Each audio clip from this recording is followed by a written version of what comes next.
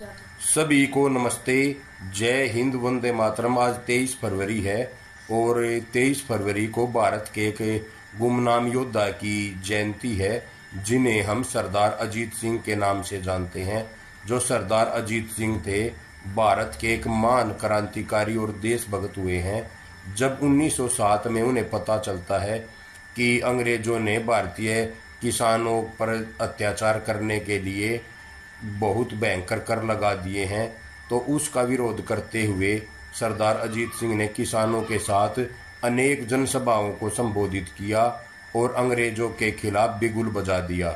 जब अंग्रेजों को इस बात का पता चला तो उन्होंने सरदार अजीत सिंह को देश निकाला दे दिया और घोषणा कर दी कि जिस दिन भी भारत में पैर रखने की कोशिश की तो उसी दिन फांसी की सजा दे दी जाएगी, इसलिए भारत की भूमि पर पैर नहीं रखना है।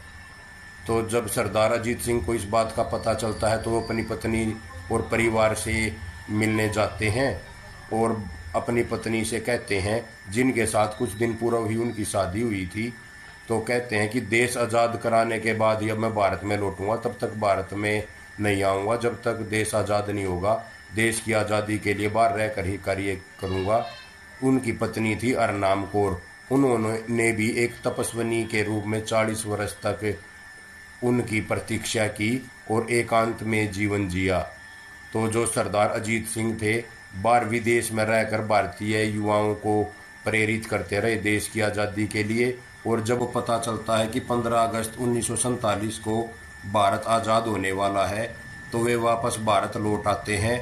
और भारत लौटने के बाद जब अपने परिवार से मिलने के लिए घर जाते हैं तो उनकी पत्नी और उनके परिवार के सदस्य भी उन्हें पहचान नहीं पाते, क्योंकि सभी ये सोचे बैठे थे कि बाहर इतने दिन में तो वो मर चुके होंगे, लेकिन वो जीवित थे और 40 भाषाओं का लगभग उन्हें ज्ञान हो चुका था।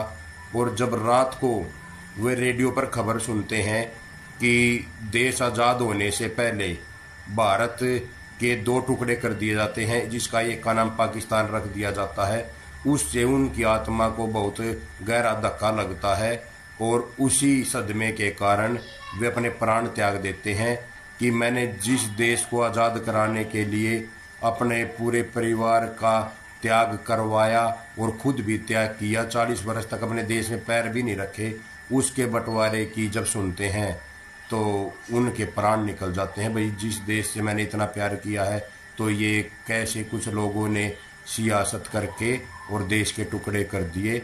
ऐसे महापुरुष को हम नमन करते हैं। जय हिंद, नमस्ते।